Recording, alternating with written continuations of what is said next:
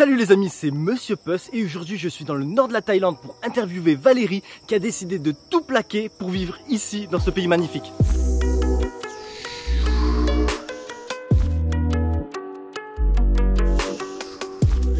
Commençons par commencement, est-ce que tu peux te présenter?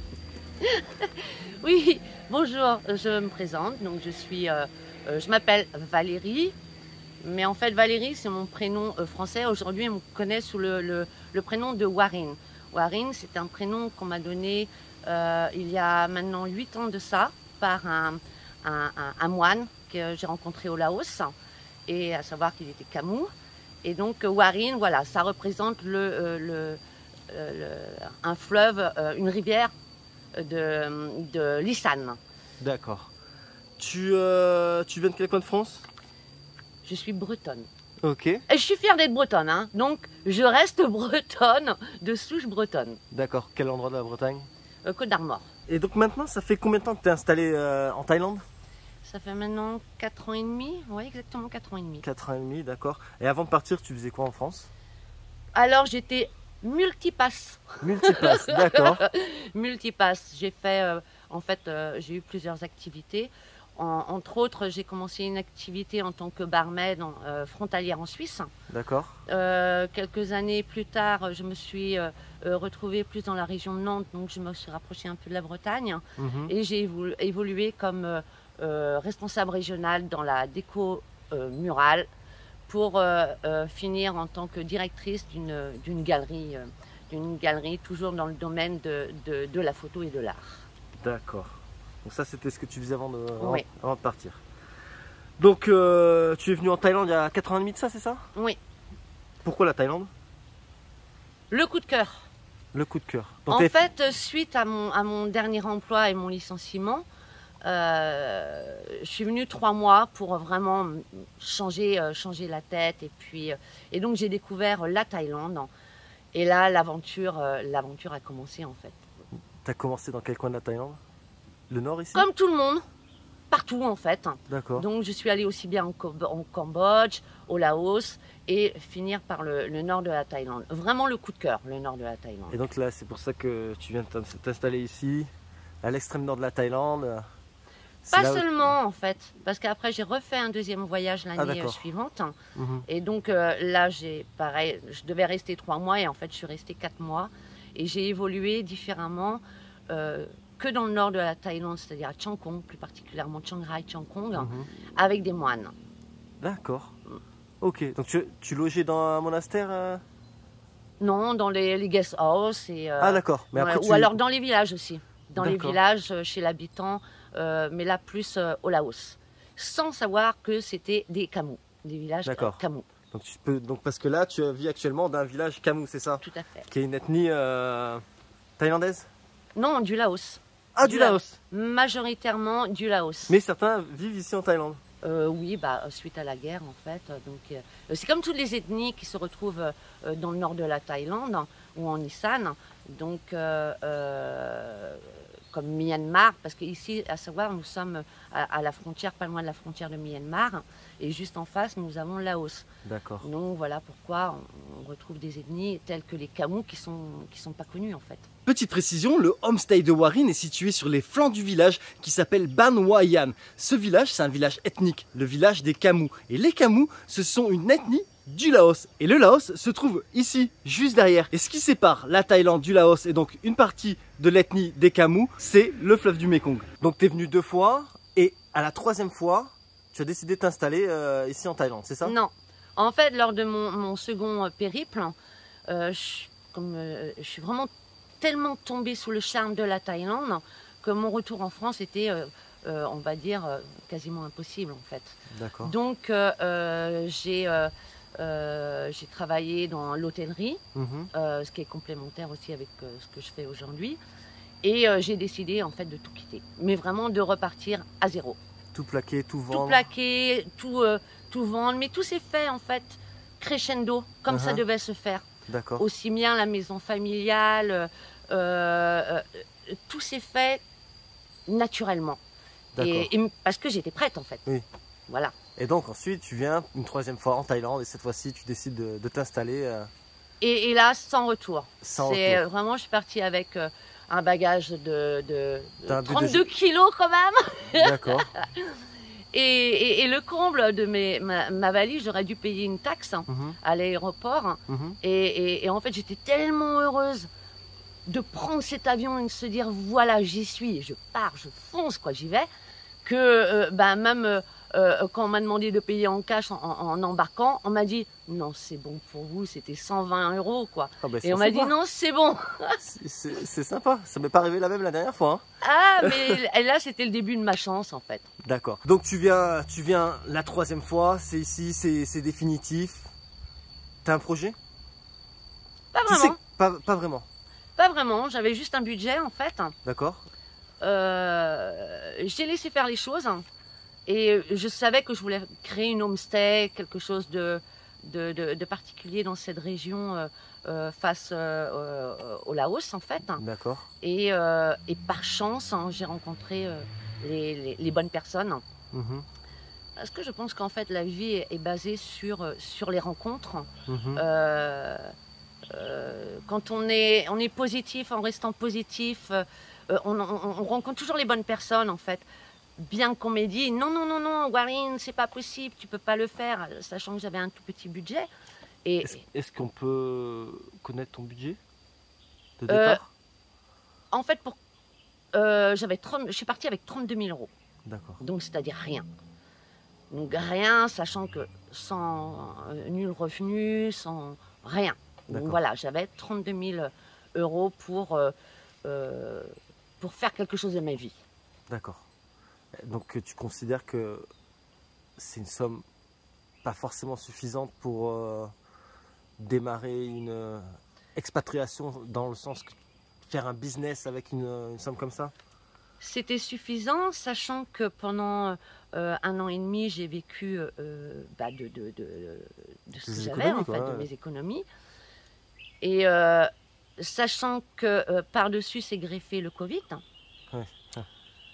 Donc, du coup, tout a été parasité. Mhm, Mais à savoir, c'est une chance, c'est une malchance. Donc, c'était compliqué.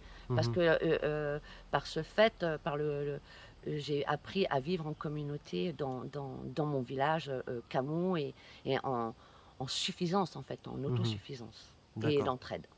Donc on va préciser, t'es arrivé, tu restais un peu... Attends, je vais recommencer. Donc ouais, petite précision, quelques temps après ton arrivée, tu rencontres des bonnes personnes, tu montes ta homestay. Ouais. Ta homestay qui s'appelle Art Camou Homestay, Oui. c'est ça, qui fait face au Mekong et aux montagnes du Laos.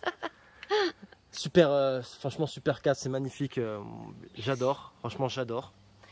Tu me feras une petite visite après, hein. Est-ce que ça a été compliqué? Je veux dire, avant le Covid, bon, parce que malheureusement le timing c'était pas le meilleur, parce que bon, t'as ouvert juste avant le Covid, c'est ça? Quelques 2 mois avant. en 2 fait. mois avant le Covid. Ouais. D'accord, donc déjà j'imagine qu'il y avait des grosses difficultés liées à ça. Mm. Mais juste avant déjà, même au moment de la construction, au moment de faire tous les documents pour ouvrir ton petit business, est-ce que tu peux nous raconter un peu comment c'était, comment ça s'est passé, tes difficultés que tu as rencontrées? Alors, comme je disais, il faut déjà être prêt, parce que là, vous vous arrachez les cheveux. D'accord. Faut être dans le contexte, en fait. Il faut apprendre la patience. Prioritairement, la patience. D'accord. Il faut écouter. Il faut pas se prendre la tête. Il faut pas trop se poser de questions, mais quand même. Parce que quand on a entamé en fait les travaux de la homestay, Mhm. les papiers n'étaient pas encore faits. Sauf que les papiers, moi, il me les fallait. Avocats, gouvernementaux. Et en fait, c'est ça la Thaïlande. Hein. Quel Et- type de documents tu avais besoin précisément, si tu... Ah ben, les autorisations gouvernementales pour D'accord. remonter la homestay. Donc, D'accord. numéro, ce qu'on va dire, un numéro de tirette, en fait. Voilà, D'accord, un équivalent. Ok. voilà. Et ben, j'avais rien de tout ça. Et mon associé, parce que je suis associée, donc à 49% avec Un Thaï, un Camou. un Camou, Un d'accord. Camou. Là, il faut vraiment s'accrocher. Vraiment. Après, on dit, j'ai un bungalow qui s'appelle Jayenyen. Jayenyen en thaï, c'est on va tranquillement, gentiment. D'accord. Jayenyen. C'est la priorité en Thaïlande. Jayenyen. Keep cool, tranquille, être patient. Et après, on y arrive. D'accord. Niveau construction, ça a été laborieux aussi? Oui. Tout Très a été laborieux. D'accord.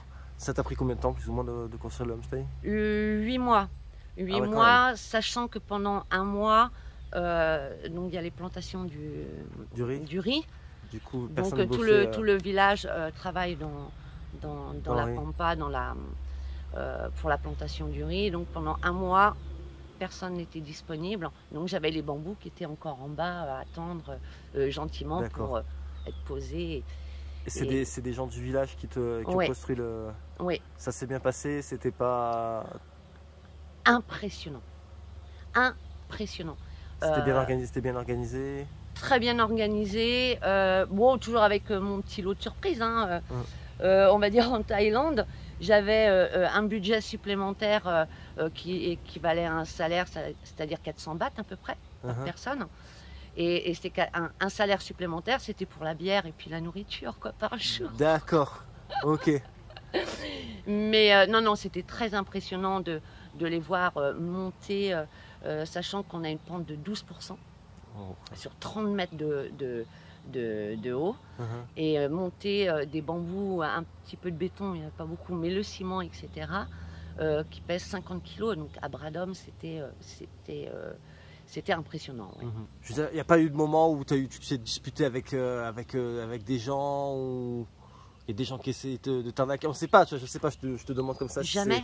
Donc c'était, voilà, juste armé de patience, Ouais, acheter de la bouffe et des bières. ouais. Et le boulot était fait, quoi. Mais en fait, si au début j'ai eu du mal avec mon partenaire Noisong, parce qu'en fait quand il travaille, j'avais beau lui dire des choses, de faire ceci, de faire cela, il me disait toujours Jayenyen, mais quand il travaillait, c'était impossible d'avoir une réponse ou quoi que ce soit. Donc j'étais frustrée en fait. Voilà, il travaillait et je lui dis, il fait la tête. Mais non. Ok, donc Et à la fin de la journée. à ce moment-là. Voilà, et c'était compliqué en fait. D'accord. Ok Warren, donc ta petite homestay de 2 bungalows, c'est ça? Oui. Qui s'appelle Art Camus Homestay. Tu peux nous faire un peu visiter? En fait, déjà, ça s'appelle Art Camus Homestay parce qu'on est toute une équipe d'artistes. D'accord. Voilà. Nous avons le premier bungalow qui a été conçu, qui s'appelle Jayenyen. Donc, tout est en bambou et en bois d'eucalyptus. Eucalyptus, ok. Ouais. Et la salle de bain avec 2 toilettes et puis tout le confort en fait à l'occidental, ce qui est très important. Eau chaude. Voilà, Ouais. eau chaude. Et le deuxième bungalow qui a été conçu, qui est un petit peu plus grand, donc sur pilotis. Et donc tous les bungalows donnent sur le Mekong. Vue sur le Mekong, Voilà. c'est magnifique. Sur le Mekong Et les montagnes du et les Laos. montagnes du Laos. Et mon petit bungalow qui est juste à côté et voilà avec tout ce qui est Petite cuisine et tout ça. Pareil, minimisé. Voilà. Ok. Donc je peux faire mon pain, mes gâteaux pour accueillir tout le monde. Et, Donc tu fais les petits déjeuners. Tu cuisines les petits déjeuners toi-même, hein? ouais. Tout ce qui est pâtisserie et tout ça. Pâtisserie, confiture fait maison, etc. Génial. Donc c'est le breakfast, French breakfast, que tout le monde, même les Thaïs, apprécie en fait. Oh, trop bien. Et toi, tu l'as apprécié? Ah, je l'ai adoré. Bon, c'est bien beau de vouloir s'installer en Thaïlande, y rester à durée indéterminée, ouvrir un homestay. Mais la chose qui est toujours souvent compliquée, c'est le visa. Donc toi, comment tu gères ça? Alors, moi déjà, je suis mariée avec un Thaï, D'accord. Mr. Chang, comme la bière. D'accord. Et donc, il vit à Bangkok. D'accord. Après, tout ce qui concerne les visas, c'est un casse-tête en fait. D'accord. C'est un casse-tête, sachant que on n'est jamais propriétaire, déjà, d'une. On est, tous les ans, on doit renouveler son visa.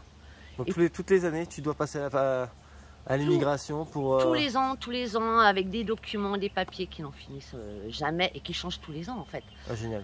Tous les 90 jours, on doit aussi faire déclarer en fait à à l'immigration, comme quoi on réside bien Tous les 90 jours. tous les 90 jours. Oh là là. Donc au début j'allais à Chiang Rai et puis après ça se fait sur internet, mais moi j'ai jamais j'ai pas de chance avec internet, je peux pas le faire en fait. D'accord. Donc les visas, ouais, alors vraiment, si vous voulez vous installer en Thaïlande, c'est soit vous êtes très riche, pas de problème, vous montez quelque chose de grand dans le sud par exemple, etc. Soit vous êtes retraité, donc là vous pouvez pas non plus travailler. Après, vous avez les visas élites, vous ne pouvez pas non plus travailler. Enfin, la Thaïlande est quand même un pays très compliqué. C'est un pays qui se mérite, en fait. Au niveau des visas. Ah ouais. D'accord. Pour y vivre, c'est D'accord. vraiment un pays qui se mérite. D'accord. Ouais. Ok. Donc on a parlé de ton homestay, donc de ce que tu fais, ton activité qui te fait vivre. Enfin, c'est difficile en ce moment à cause de cette sacrée crise sanitaire qui est passée. Tu nous as parlé de ton visa.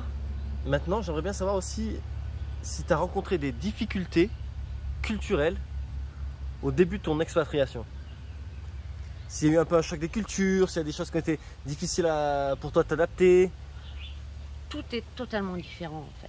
On est vraiment sur des cultures, surtout dans mon village Camou, hein, donc c'est encore autre chose. Hein. Déjà il y a la langue, donc, qui est quand même l'écriture, etc. est complètement différente. Hein. Manger, la nourriture, tout est totalement différent. Le bouddhisme, les chrétiens, etc. Enfin, je pourrais donner un exemple, en fait, hein, ici dans mon village, c'est comme si je me retrouvais 50 ans en arrière. En fait. Et donc, comment tu as vécu ça? Comment tu t'es adapté? Est-ce que ça a été difficile? Dans mon village, pour qu'on m'accepte, en fait, il m'a fallu 1 an et demi. Vraiment. D'accord. Mais pour se faire valoir, il fallait que je travaille aussi dans les champs avec tout le monde et que je participe à la vie du village. Pour te faire vraiment intégrer. Voilà, et grâce au 100%. Covid, justement, j'ai pu m'intégrer très vite. Ça a été très difficile, mais c'était totalement grandiose de chaque jour se dire j'ai fait ça et j'ai fait ça. D'accord. Un exemple, par exemple, c'est de se dire vivre seul au pied de la jungle. On me dit mais c'est pas possible. Comment tu fais pour vivre seul au pied de la jungle comme ça? Il y a les animaux, les serpents, etc., etc. Voilà, il m'a fallu 1 an et demi, 2 ans pour vraiment m'adapter ce qui n'était pas un choc culturel en fait. C'est pas un choc culturel. C'est une question juste de le vouloir et de le vouloir. Voilà, il fallait juste être prête. D'accord. Donc tu peux pas vraiment, on va pas dire que tu as rencontré vraiment des difficultés particulières. Ça à part le fait de te faire accepter, qu'il a fallu prendre du temps pour te faire accepter par le village, mais... Bah justement, c'est ça le choc culturel en fait. D'accord, c'était ça. Donc la Thaïlande, je connaissais, donc je m'étais déjà au préalable bien adaptée, donc aussi bien au niveau de la langue. Hein. Donc avant de venir définitivement en Thaïlande, j'avais déjà les bases en fait. Donc tu parles thaïlandais? Voilà, je me débrouille. Tu te débrouilles? Je me débrouille. Tu peux nous dire quelques mots? Si tu devrais apprendre quelques mots pour des gens qui arrivent en Thaïlande, des mots simples. Sawadika tout kon. Ok, donc ce qui veut dire? Bonjour tout le monde. Ok. En Camou on dit sabai le. Sabai le. Kun sabai di mai? Sabai. Cha yen yen. Ok, tu peux nous traduire? Alors, est-ce que vous allez bien? Oui, ça va. Et tranquillement, voilà. Ok, sabai. Sabai. Cha yen yen. Ok. Tranquille. Merci. Donc bon, pas vraiment de choc culturel, hein, juste le temps de te faire accepter par la communauté. Mais dans la vie de tous les jours, quand tu compares ta vie, on va dire ta routine d'avant à maintenant, c'est pas plus compliqué, c'est pas... Que du bonheur. Que du bonheur? C'est que du bonheur. En fait, j'ai voulu venir ici en Thaïlande pour justement trouver ce bonheur. Vous savez, c'est des choses qu'on n'arrive pas. Tu sais, tu cherches le bonheur, mais même si tu as tout, eh ben, en fait, tu n'as rien. Ici, on n'a rien, mais en fait, on a absolument tout. J'en ai la chair de poule. Ouais, c'est souvent comme ça dans des endroits où les gens ils ont pas grand chose, mais ils sont tellement un grand cœur, ils sont prêts à tout donner. C'est ça. C'est incroyable. C'est de voir cette générosité, cette entraide. En Thaïlande, par exemple, on va toujours vous demander, partout en Thaïlande, Kin Kao Riang, est-ce que vous avez déjà mangé en fait? Tout le monde, normalement c'est Kin Kao Riang. On ne va pas dire bon appétit, ça n'existe pas. Mais en fait, le souci, en tout cas du nord Thaïlande, c'est toujours s'inquiéter à savoir si vous avez mangé. Si vous n'avez pas mangé, eh ben on vous donnera à manger en fait. Il y a eu le Covid, j'avais pas à manger, j'avais pas un sou. C'est pas grave, il y avait toujours le village qui était là dans l'entraide et cette générosité en fait. Ouais, c'est génial. Ce Jaidi, le grand cœur. Tout à l'heure, tu me racontais que t'aimes vraiment tout de la Thaïlande. Ouais. Tout, qu'il n'y a pas une chose que tu trouves pas, il n'y a pas une chose que tu n'aimes pas. J'aime forcément, tout. donc forcément, du coup, bah, t'aimes la cuisine thaïlandaise. Ouais. Moi aussi. C'est quoi ton plat préféré? J'en ai pas vraiment en fait. J'ai pas vraiment de plat préféré. T'aimes bien? 2-3 plats que t'aimes bien. Le snack, le rat. Le snack là. Bah oui. Non, en fait, j'aime tout. La papaya salade. Ah, le green curry, ça j'adore. D'accord. Ça j'adore. Après aussi, je me fais à manger français, donc j'ai pas. Tu vois, le manque. D'accord. Tu vois, donc c'est. Ah si, il y a une chose que je n'aime pas. C'est le durian. Ah, t'aimes pas le durian? Ah non. Ah, moi j'adore. Ah non. J'adore le durian. Ok, bon, on a trouvé quelque chose que t'aimais pas. Voilà. Donc tu te fais des petits plats français? Ouais. Ok. Mais qu'est-ce qui te manque de la France d'ailleurs? Le fromage. Ah, ça c'est... Ah, le fromage, c'est comme le durian en fait. Ça sent mauvais, ça reste fort en bouche. J'aime pas le durian, mais le fromage, qu'est-ce que ça manque! Ah non, moi aussi le fromage. Quelque chose d'autre? Non, parce qu'en fait, en Thaïlande, on trouve absolument tout. D'accord. Les amis, la famille, rien d'autre? Ma famille est ici. D'accord. Donc ma famille, Donc toi, ton village... j'ai une famille de 58 enfants et plus de 800 personnes. Donc ça, c'est une grande famille, voilà. D'accord. Donc là, pour toi, c'est pas une communauté, c'est une famille, quoi. C'est une famille. D'accord. D'ailleurs, on parlera toujours ici dans mon village Camou de la famille. Alors il y a une question que j'aime bien poser parce qu'en fait, je reçois beaucoup de messages et des gens qui me disent ouais, j'ai peur d'aller en Thaïlande. Tout seul, est-ce que c'est pas trop dangereux niveau sécurité, tout ça, tout ça. Il y a pas mal d'a priori aussi, de préjugés à ce niveau-là, au niveau de la sécurité en Thaïlande et même en Asie en général. Toi, qui habites seule, qui est une femme qui habite seule au bord de la jungle, est-ce que tu te sens en insécurité? Comment tu te sens? Alors là, je suis totalement safety, en sécurité. J'irais même presque plus que dans une maison en dur, où on peut avoir comment on appelle les scalapandres, qui sont un peu dangereux. Ici, j'en ai jamais vu. Donc, ces petites bêtes noires qui vous piquent là, ouais. Voilà. Des serpents ici, oui, j'en ai vu, mais là, il n'y a aucun problème. J'en ai même eu quelques intrusions dans mon bungalow, mais on fait du bruit et ils partent, hein, donc là, il n'y a aucun problème. Et ici, en plus, dans le village Camou, on les mange. Donc... Et la prochaine fois qu'ils viennent directement dans la cuisine. Voilà, mais je dirais je conseillerais à une femme qui a envie de voyager en Asie, bah voilà, welcome en Thaïlande. Il n'y aura jamais de mauvaises surprises. Il y aura toujours quelqu'un pour vous aider. Niveau agression, vol. Jamais. Ici, on peut tout laisser ouvert, laisser les clés sur le motorbike ou la voiture. Moi, les bungalows, ils restent toujours ouverts. En fait, il n'y a pas de clé. Impossible d'avoir des vols. Ouais. C'est d'autant plus à savoir, en Thaïlande, si vous faites la moindre erreur, si vous voulez ou quoi que ce soit, je conseille à personne de le faire parce que la prison, c'est peut-être l'une des pires du monde, quoi. Donc voilà. Et sachant qu'en Thaïlande, on a plus de 90% bouddhistes, 95-96% bouddhistes. Donc voilà.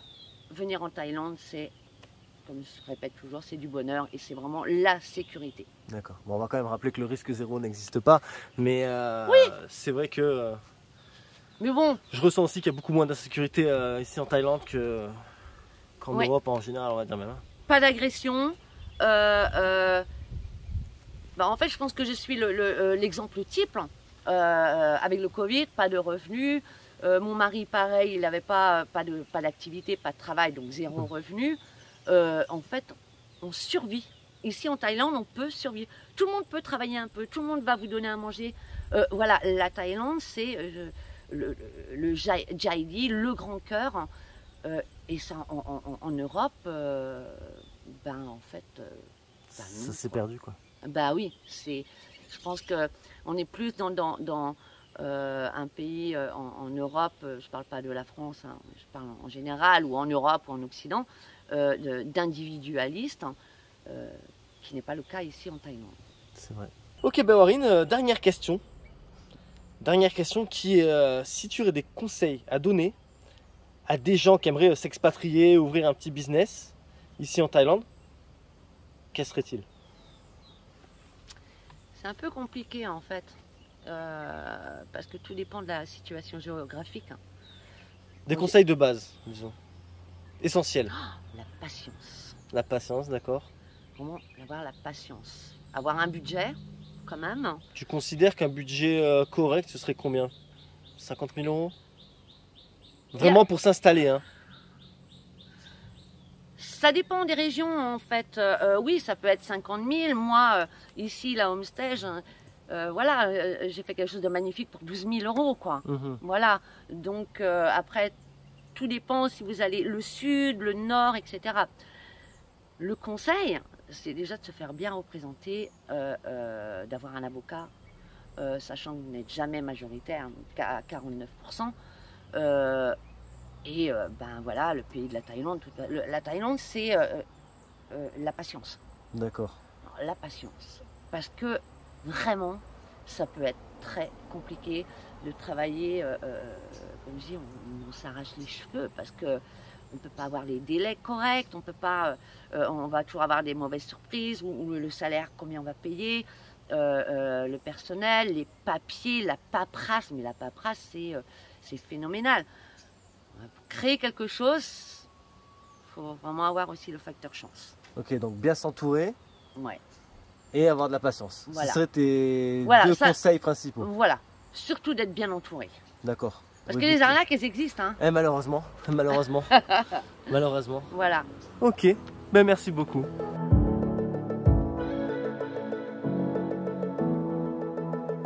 Et voilà les amis, c'est la fin de cette vidéo. Merci Warine de m'avoir accueilli. Merci pour ton témoignage, super sympa. Merci à toi. Ça fait plaisir. J'adore ton homestay. Quelle vue, franchement, c'est incroyable. Tout ce vert et tout ça, franchement. Que du bonheur, quoi. Ah, mais que du bonheur, que du bonheur. Et voilà, donc les amis, maintenant, les aventures en Thaïlande et les aventures en Asie continuent. Donc si vous désirez ne rien manquer, n'hésitez pas à vous abonner. Et je vous dis donc à la prochaine sur ma chaîne, la Bisette. Moi, je dois faire une bisette. Une bisette, une bisette, une bisette. Bisous.